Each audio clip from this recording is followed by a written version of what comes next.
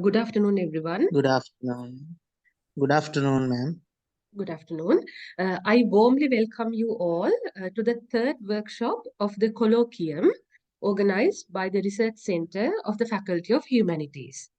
Today's resource person is Dr. Shashikala Assella.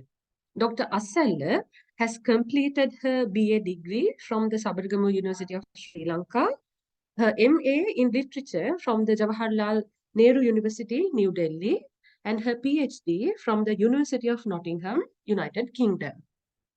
Dr. Shashikala is a senior lecturer attached to the Department of English, and she is currently serving as the head of the Department of English. Dr. Shashikala won the first place for the Outstanding Early Career Researcher in the Faculty of Humanities in 2021. Today, she will be delivering on maintaining academic visibility through Orcid, Google Scholar, ResearchGate Profiles.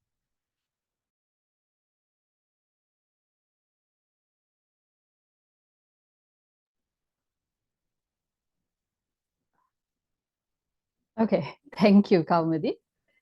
Have we lost her? Yes. Yes, okay, sorry. Sorry, ma'am. I think my mic got muted. So I respectfully invite Dr. Assella to start the presentation. Thanks again, Kaumadi. Okay, good afternoon to everyone and welcome to this session of the Colloquium. So I will be mainly speaking in English, but I will be code switching. So obviously I'll be speaking Sinhala also. If anyone wants any explanations in Sinhala, please let me know and I will try and explain the same thing in Sinhala if that makes it easier for you to understand the intricacies of maintaining academic visibility. Okay, so before we start the slideshow and talking about this thing, let me tell you a little anecdote. So like a normal Sri Lankan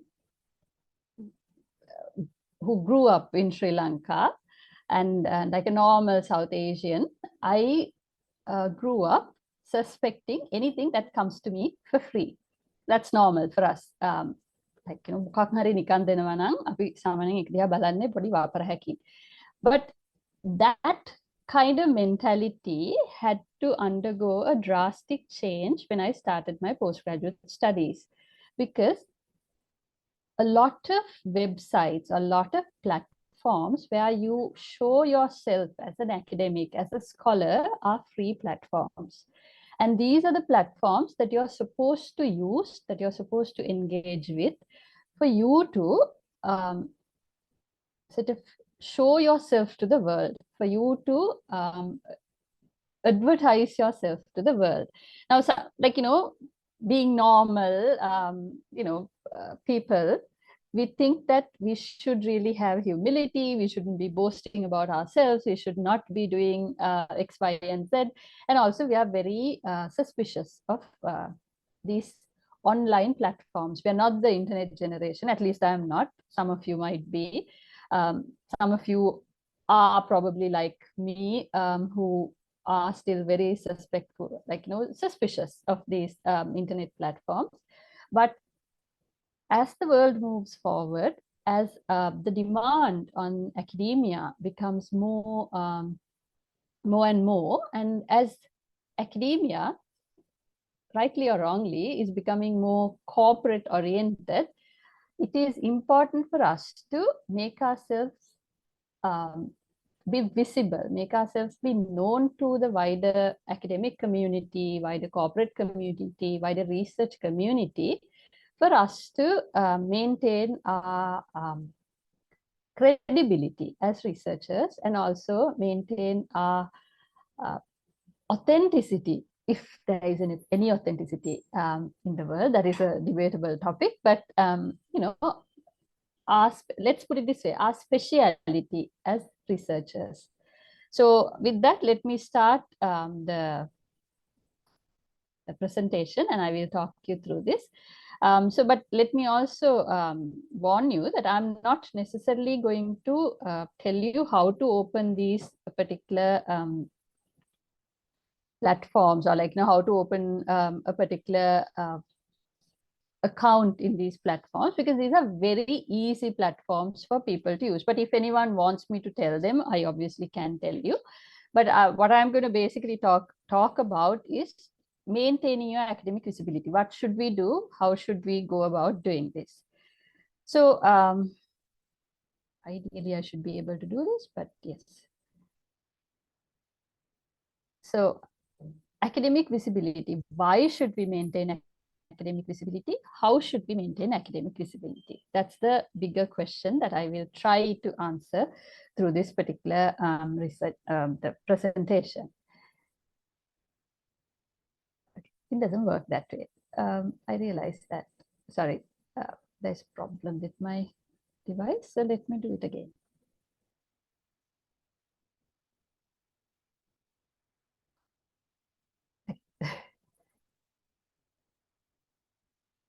Okay, so what are the particular platforms that one can engage in when one says that one is maintaining academic visibility? Of course, the latest thing, or it's not actually latest, it has been there for a long time, but it's coming to Sri Lanka, and the Sri Lankan academic community is now getting involved in this particular platform at this particular moment, as we say, is Orcid. And there's Google Scholar, which we are encouraged to be part of, and there's ResearchGate. These are the standard academic platforms that one has to maintain once profiles in, one's visibility has to be maintained in these profiles. Now, this is like Facebook for the adults, Facebook for the academic community, because with Orcid, with Google Scholar, with ResearchGate, we do the same thing.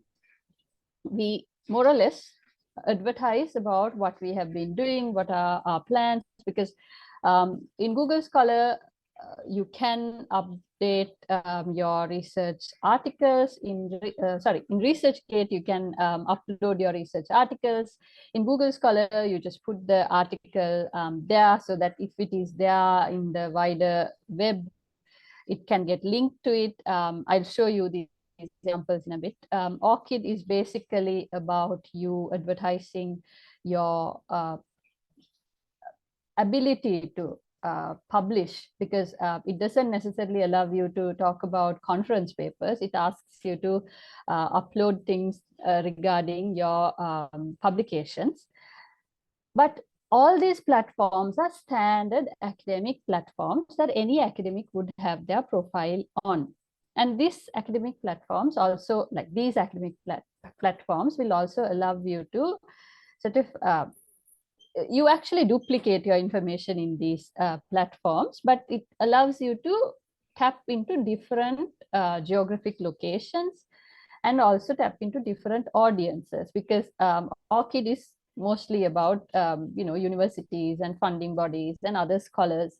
Google Scholar is also there for but it is for the same community, but it is also there for students to access research articles. It is also there for other interested parties to read these articles. ResearchGate is again another platform where you advertise your academic associations, because ResearchGate itself tells you that most of the institutional affiliated emails are the ones that are used in the as the ResearchGate address.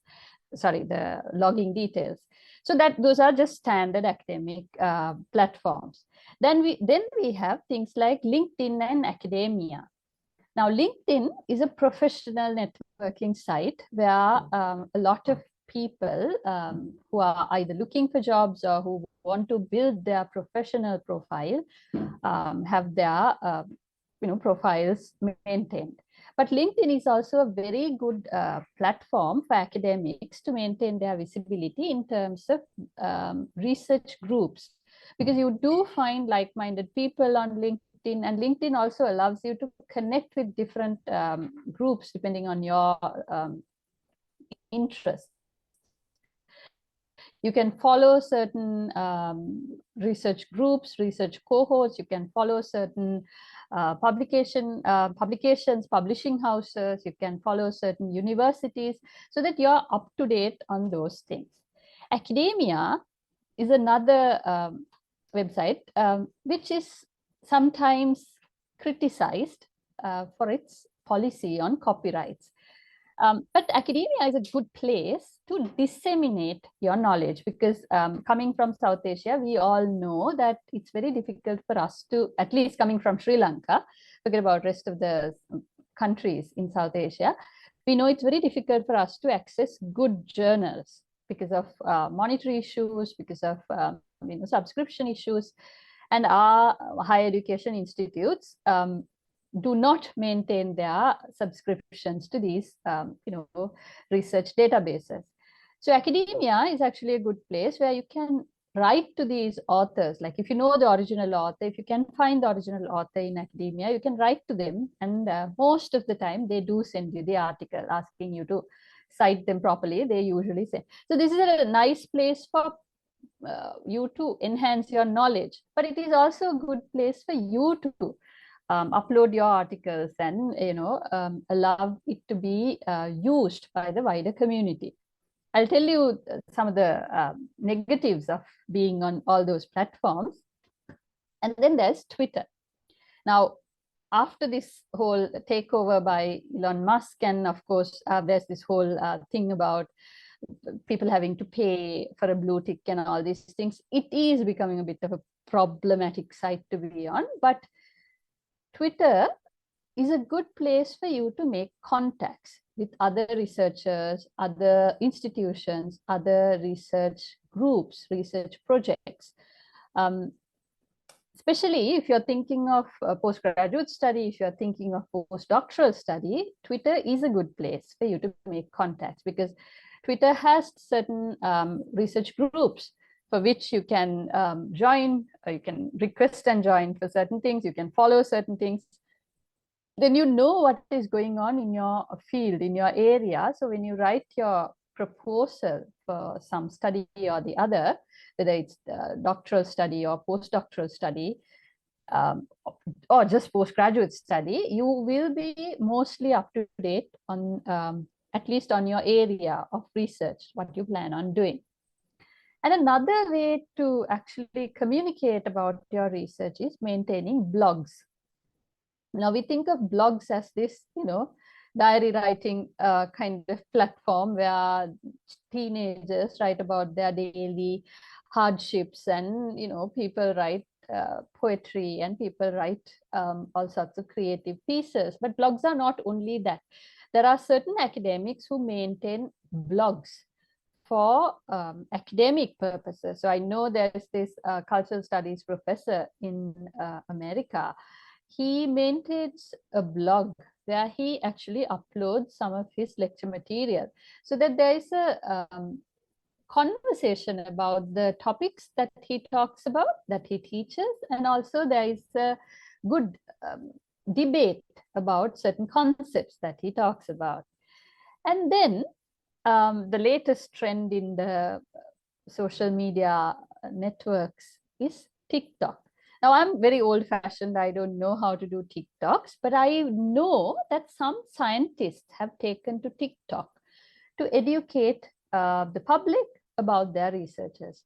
They have taken to TikTok to talk about certain pertinent issues. There are certain climate activists who are using TikTok as a platform to educate. There are certain I'm sure if you're on TikTok and if you're on those platforms, you would know there are certain medical professionals, like there are certain professors from medical research institutes who take to TikTok, or who have taken to TikTok, to talk about certain very complex advanced technological innovations, but through TikTok, making it accessible to people.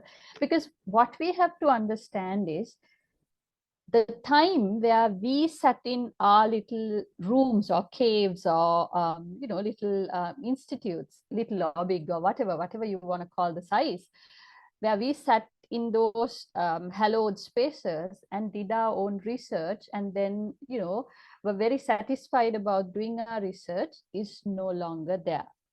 Now, research is all about how much of an impact can you make through your research, A.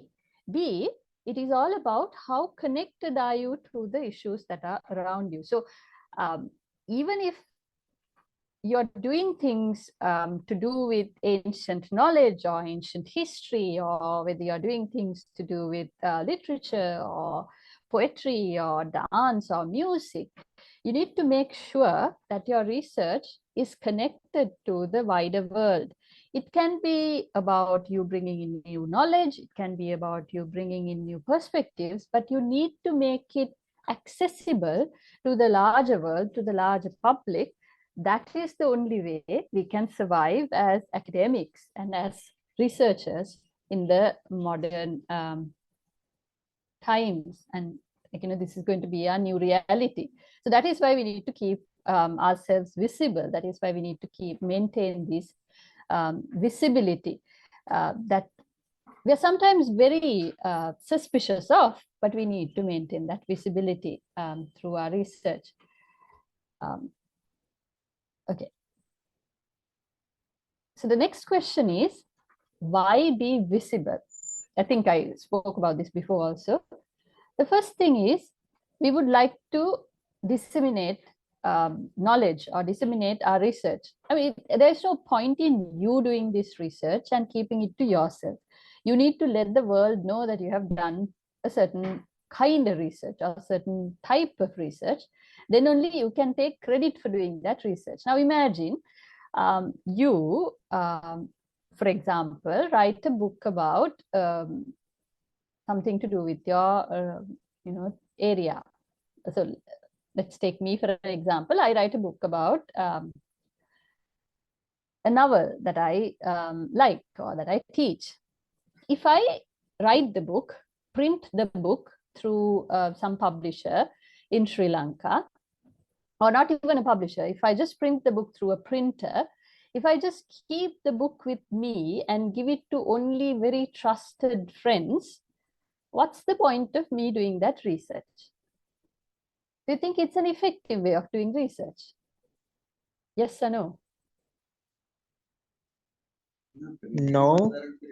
No, not really. Thank you. Yes.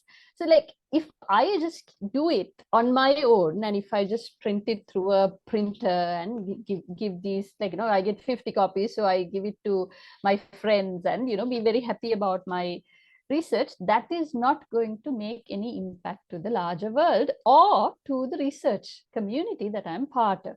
So we need to talk, we need to disseminate, we need to spread what we have gained as research, what we have gained as knowledge through our research. And to do that, you need to maintain these public profiles where you talk about your research. Then only you realize that there are other people who are working on the same area. There are other groups that are working on the same area. There are other researchers who would like to collaborate with you and work on this area. And of course, being visible also means being popular.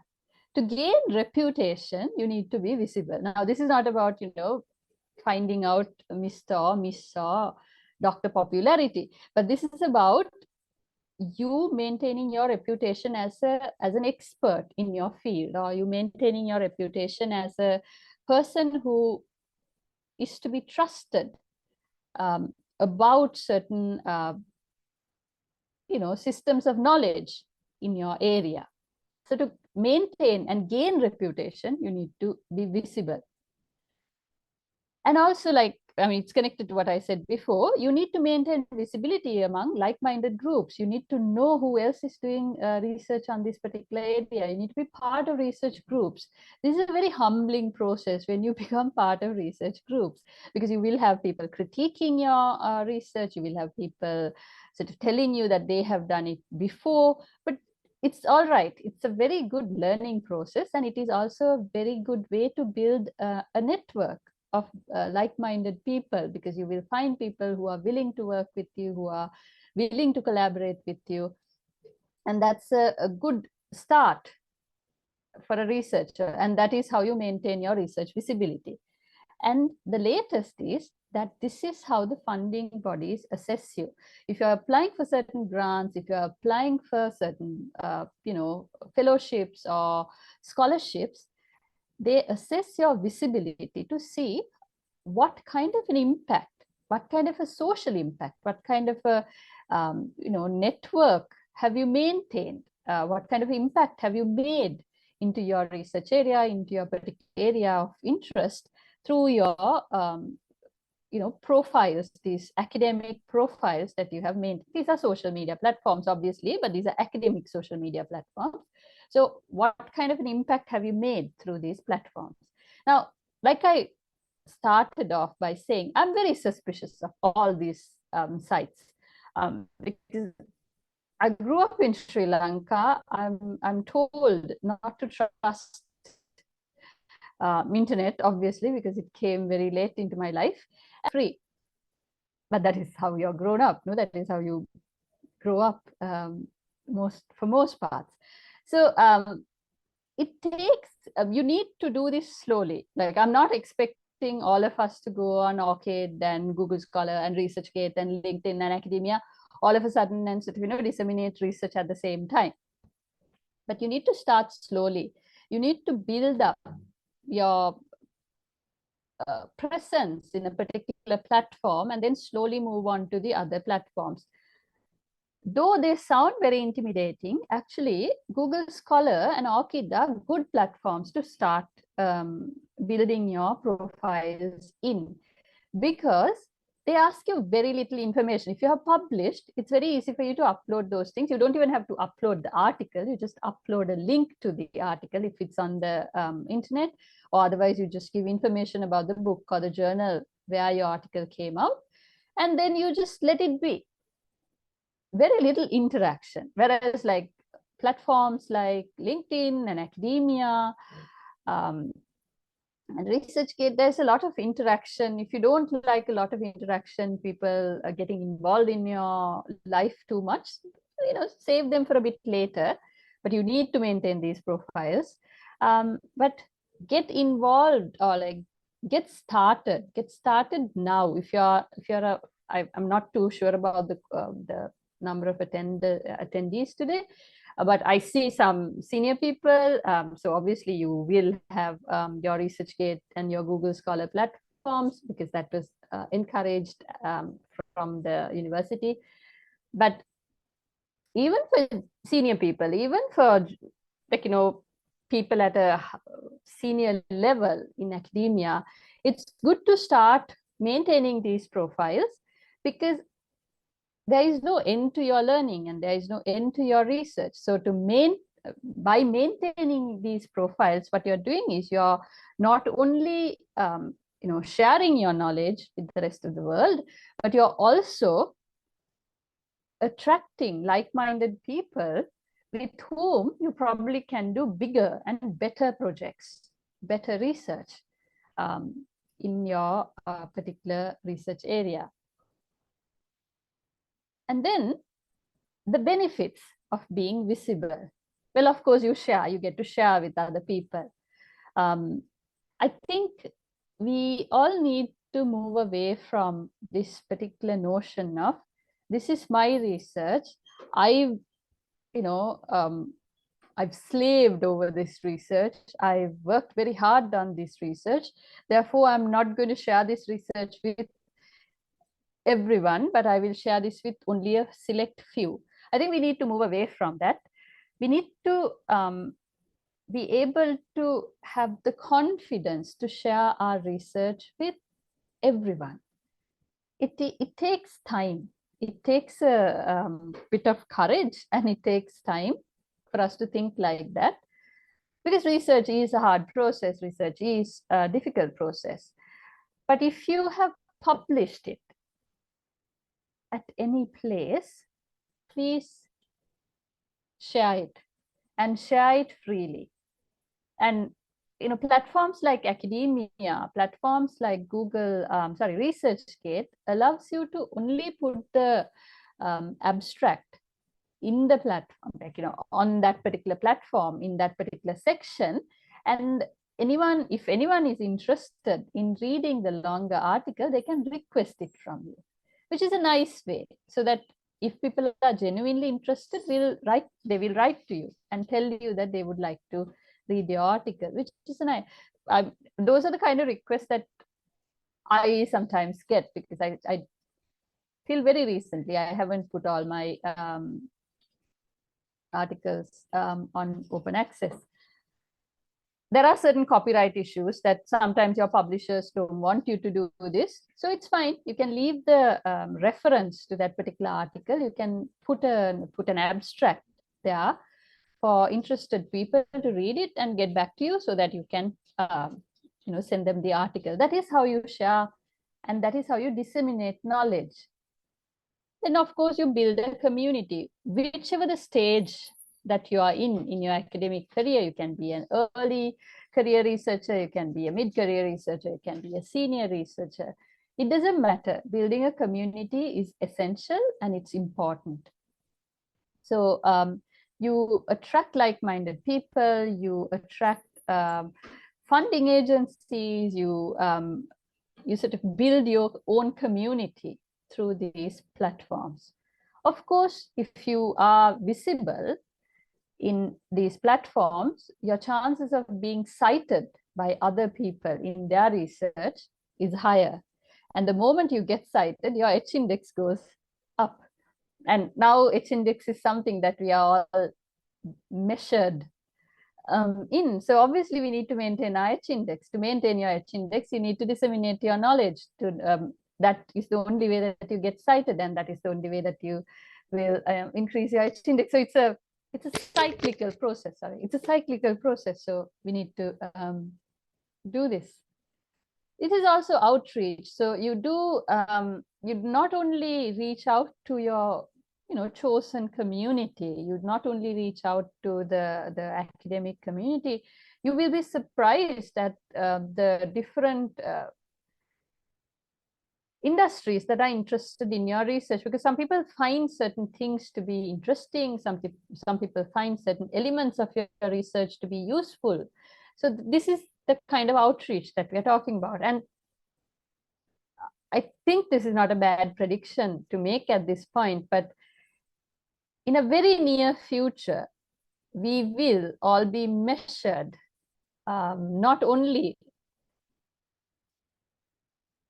through, by not only based on academic output, not only based on the number of conference presentations and the abstracts that we publish, but we will be also measured in an index, or measured against the number of impacts that we have made into the wider society. So this is about making contacts. This is about reaching the wider society. This is about being able to speak to the public. So that is something that is the outreach that we will have to, and of course it connects to the impact. So to maintain both the outreach and the impact, you need to be visible for the wider community to come to you, to see you as a potential resource person. So this is not only about, someone might just say now, okay, that's only possible for people in the management faculties, or that's only possible for people in science faculties, or the medical faculty. Not really. You would be surprised at how many outside organizations and how many institutions actually want to collaborate with you on certain elements of their industries, depending on the area of your research. And these are the possibilities are limitless, obviously. But you need to be visible. You need to make sure that your research is out there for people to see and to read. Then only people will reach out to you. Now I will start talking about these platforms. Do we have any questions up to this point? I'll stop sharing this because I need to go. Are there any questions? I would like to take a minute and take questions if you have.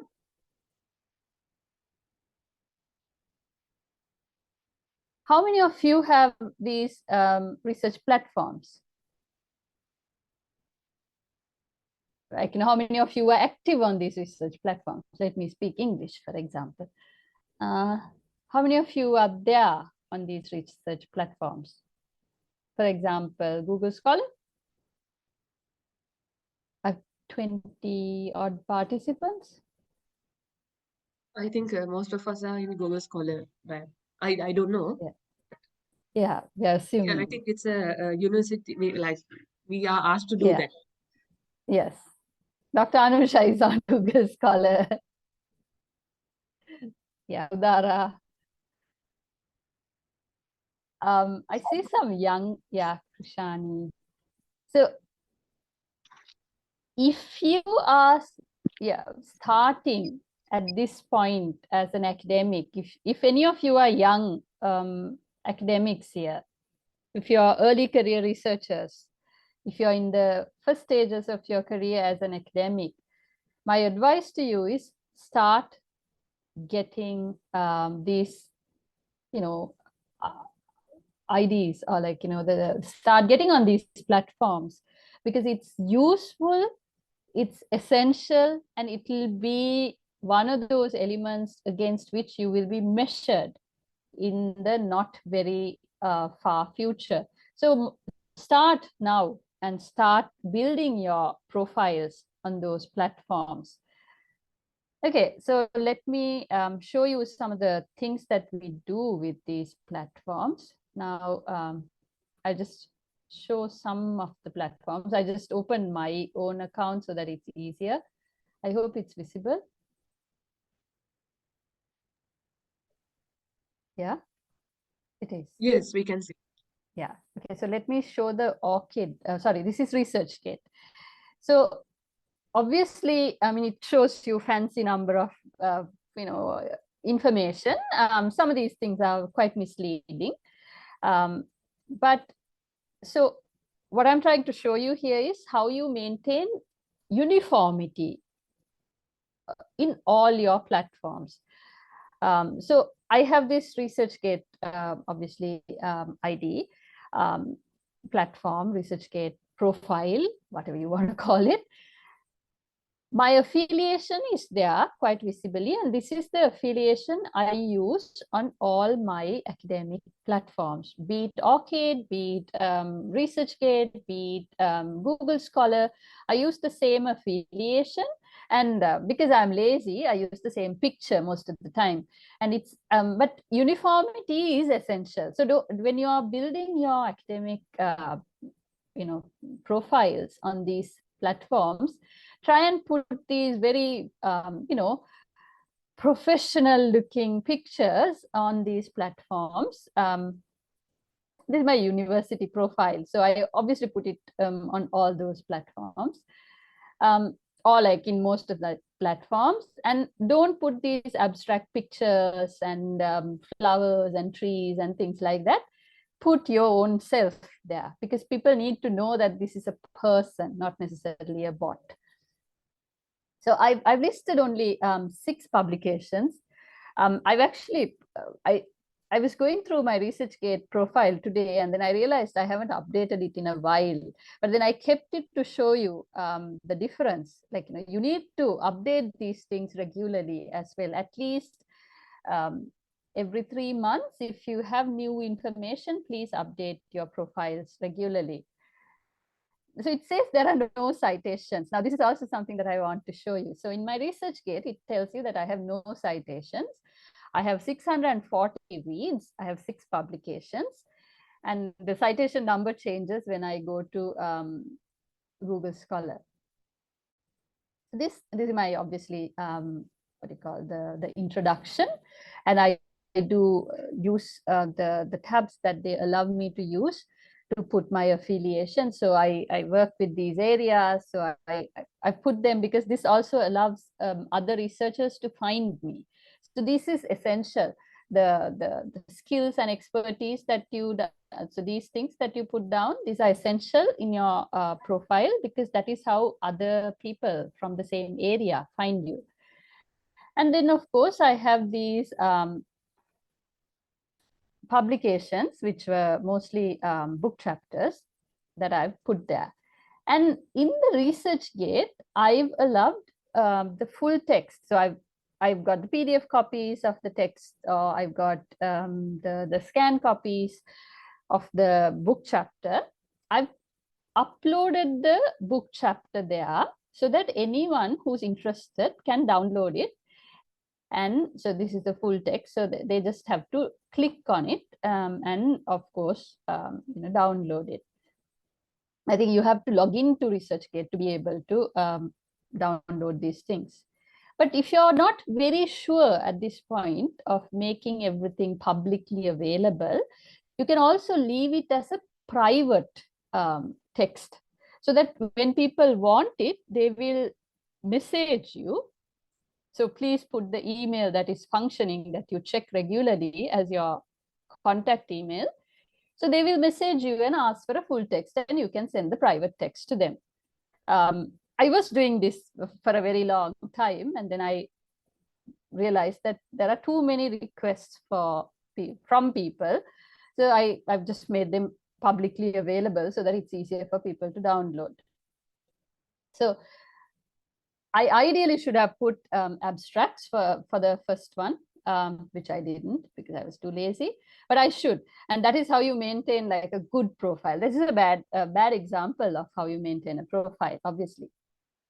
And then the other stuff are fairly coherent because I've put these abstracts. And that is how you, maintain your identity, maintain your profile. And you do see that people have read some of your stuff. People have been engaging. So they may not necessarily have read the full thing. They may have gone through your abstract, but these all count as reads in your ResearchGate platform. This is my academia.edu academia profile, which is slightly different. I hope you can see my academia also. So there, I say the same thing. I say that I am working here and whatever.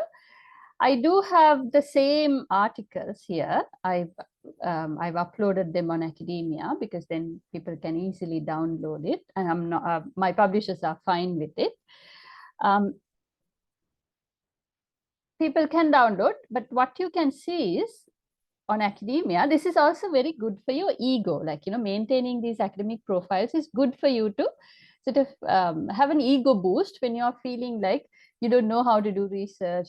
What am I doing as a researcher? When you're having these kind of dilemmas, it's good to go to your academia profile or your ResearchGate profile or your Google Scholar profile and see how many people have read your research. So you can see people have, this is actually my PhD thesis. So there are 8 views. I don't blame people for not reading it. It's huge. So I haven't uploaded this because the copyrights lie with my postgraduate university. So they can actually go to that particular institute and download it. So I haven't done it. I haven't uploaded it here, but for other things, I have uploaded all these things and people can download. And you can see there's a download button and there's a number of views. How many people have seen this particular article? This is very good. But the problem with academia is that academia is good for you to disseminate knowledge. Academia is good for you to find other research articles from other scholars. But academia is never counted as part of your institutional impact by the institutions that you're working for or working with. Because at the University of Kelaniya, they measure your academic prowess or your research ability through your Google Scholar citations, not necessarily through your academia numbers, because in academia, I mean, you get notifications every other week saying, you know, someone cited you, someone's using your name in the article, but they're not, these people are not on Google Scholar, so therefore it's not counted as a Google Scholar citation. But that's all right. It's important for you to maintain these profiles, and I'm like deliberately showing you the public profile, so like the profile as it is visible to the public, that is there, so that you see if an institution or if a research group or if a funding agency wants to see where I am as a researcher, they can go to these profiles and see what kind of an impact I have had. And trust me, a lot of funding agencies and scholarship agencies would look at your academia profile as well. Not only your H-index, but they will also go into these other platforms to see where you, where you have made an impact. Okay, I'm going to stop sharing that because the other things are in the other slide.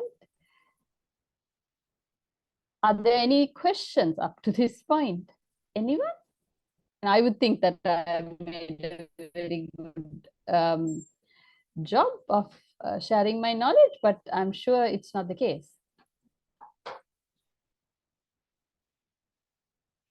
Okay, so this is my Google Scholar. So there you can actually see the, let me minimize this, so if you can, sorry, it's not working that way, obviously. So you do see, okay.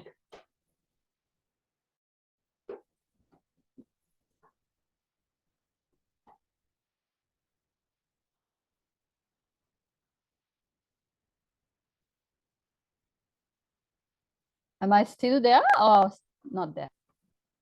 Yeah, it's there. Yeah, you are. Thank you.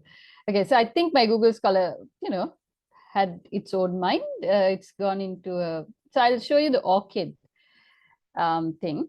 So this is the Orcid website, and Orcid is actually very good. It sounds as if you're in a prison camp because they give you this number, which you see on the corner here, ID. That's my Orcid ID, and that's a unique number. So they generate it automatically, and that's the number that I can cite in my research, applications, grant applications, and they will know that this is my public profile as a researcher. And of course, I'm maintaining the same profile, same biographical profile, same information in my Orcid platform as well. And then I put my employment, I put, so this is my research articles. I put only the, because Orcid only allows you to put published articles, not conference papers. So I put my articles here on Orcid for, people to see. So the good thing is, so let me see whether I can. So if I go here with this show more detail, this is the URL for that particular book. And if I click on that, it will go to the publisher's website where my name and my information appears as an affiliate or as a contributor to that book, which is sort of, justifying your claims that you're making. So obviously what Orcid is doing is, and if you see this, you also realize that it has all sorts of fact checking that is going on. And it does not necessarily allow you to sort of claim other people's work as your own work, which is good. And that is why it gives you a unique identity number, and that allows you to sort of, maintain your academic visibility, obviously, but it also allows you to maintain your identity on that particular platform. In Orcid, you can upload things that have been published, not necessarily in print media, but also in other digital media. And that is something that I was going to talk about. So we think of Twitter as not a very good way of disseminating knowledge because of the whole, we think of Twitter as the platform where the the petroleum price hikes are sort of, announced. But that is only in Sri Lanka. But Twitter is a good way to disseminate knowledge also. So like I've been part of a Twitter conference in 2020, where the whole conference took place on Twitter, and my whole presentation was through tweets. I didn't get to speak. You don't get to speak on Twitter unless I do like a meme, I suppose. But I presented my whole research through a number of tweets on Twitter. And then, of course, I've got responses, I've got questions, I've got all sorts of, very interesting conversations going on Twitter. And it's also very interesting because I could archive this particular research presentation and keep it. And so the link is on Twitter. And if you go into Twitter, you can still see the whole conversation. You can see my presentation, and you can also see all the other questions and other kind of, responses I've had in that particular conference.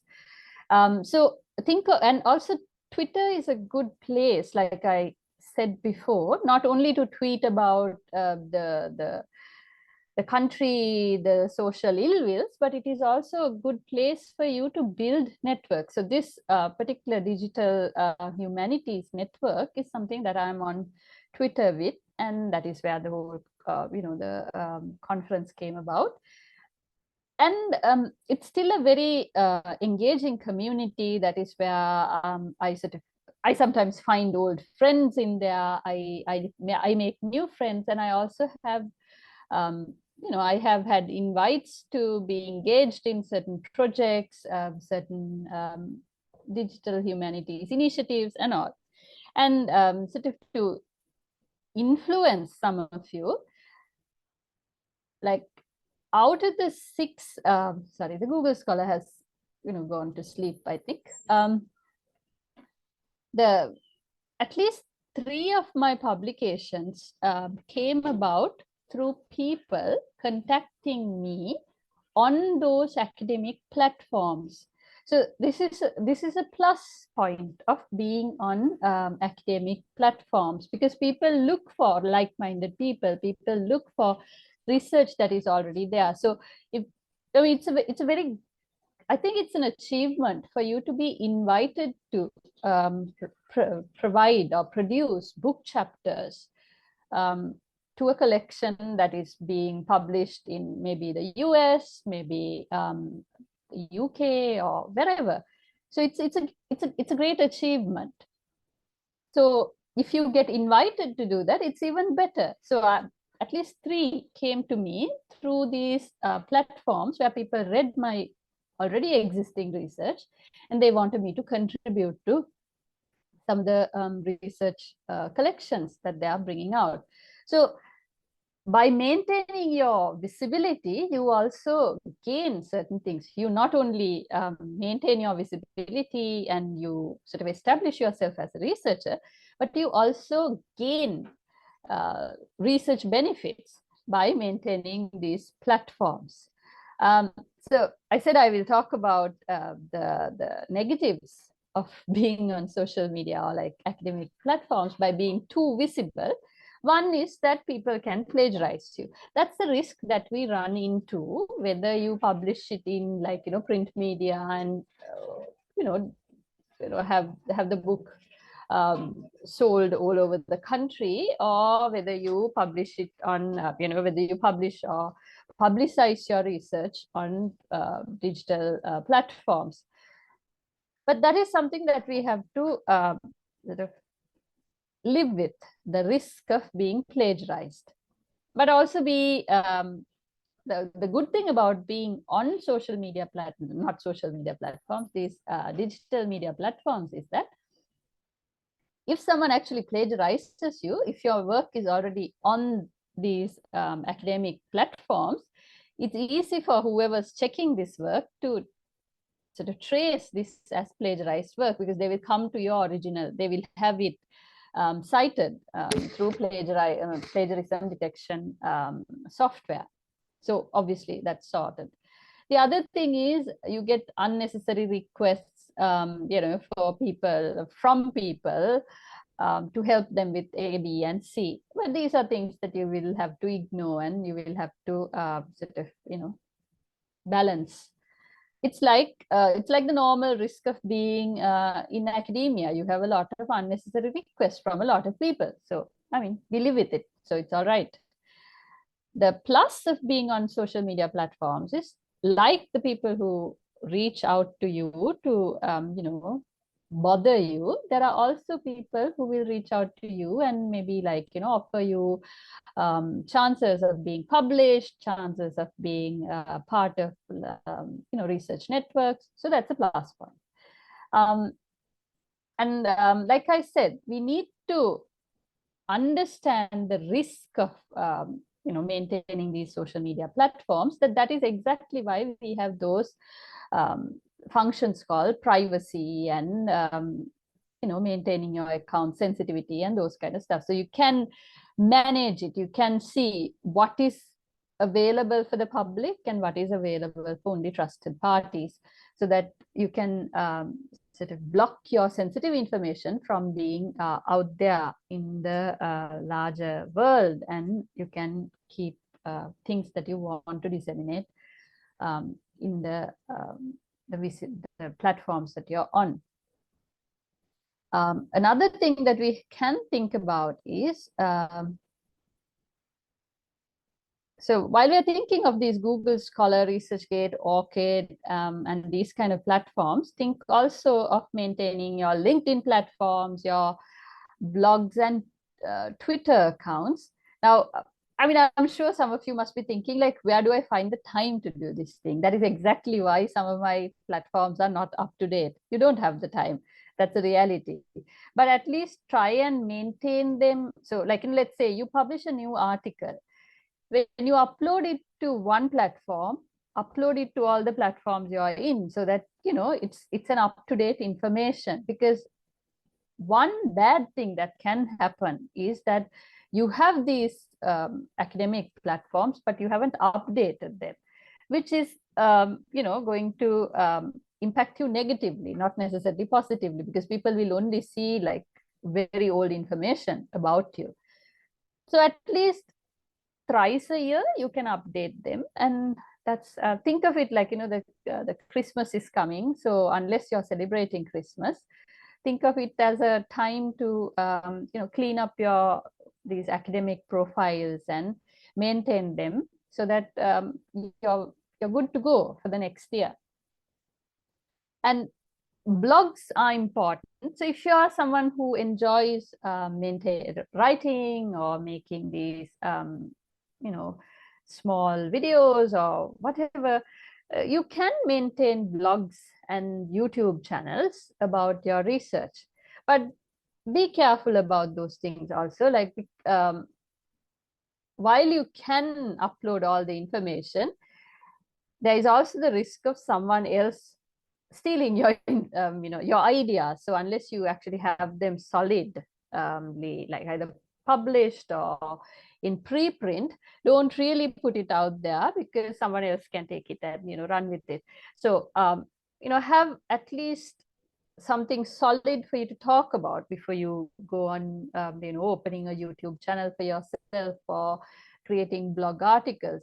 But I think at a certain level, at a certain point in our careers, we are all very comfortable with where we are. Then it's all right for us to start talking about these things.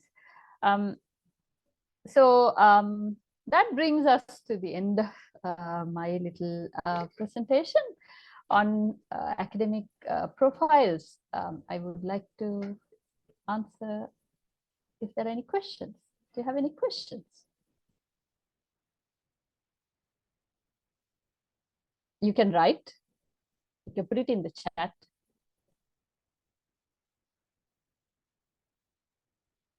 Dr. Shashi, thank you very much for the information. Just one question. Yes, we do have Orchid accounts and things like that. But can we share our Orchid account, Orchid number in other platforms?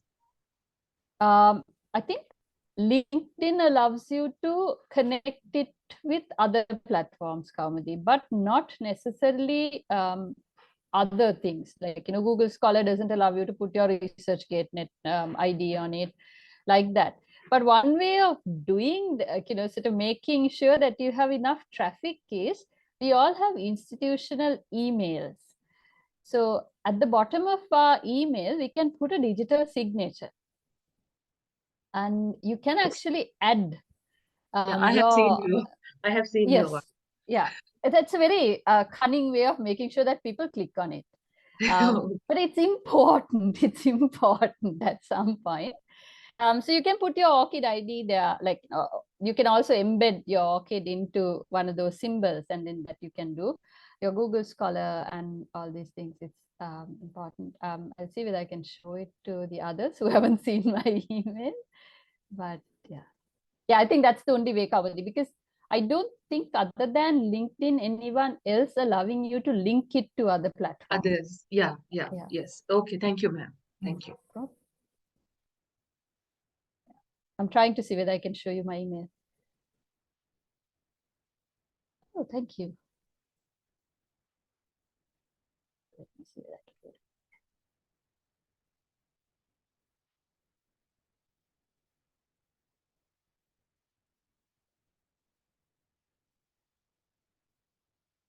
No, this is not the one. Sorry.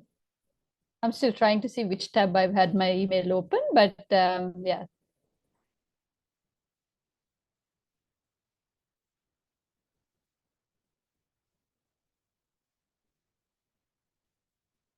Yes.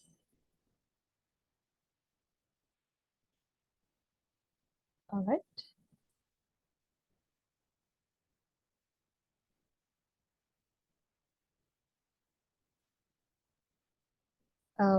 I think internet is not being very nice to me today, but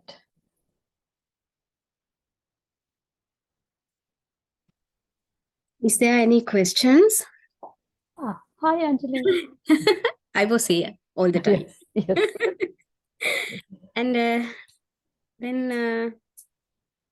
I think they're putting in chat. No one has a question. So obviously either I made a lot of sense or I didn't make any sense. So that's fine. Yeah, you know where to find me if you want any information. But yeah, I was trying to show you how to embed it into your email, but obviously the internet is not helping me today. So it won't happen. But if you go to your settings, here we go.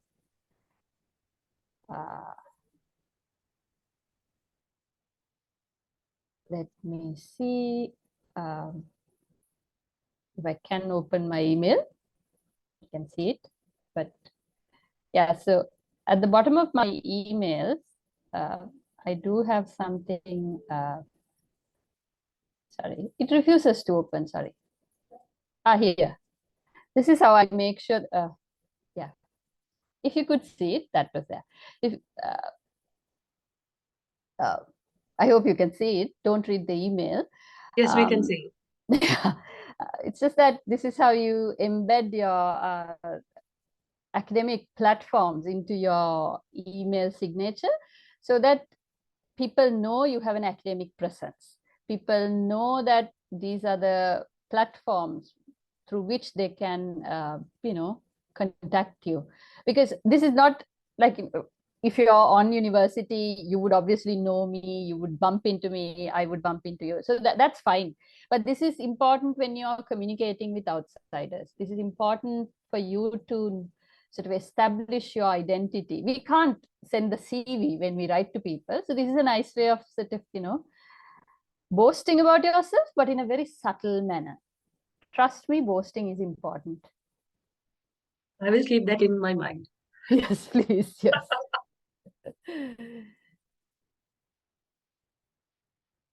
Any questions? No questions?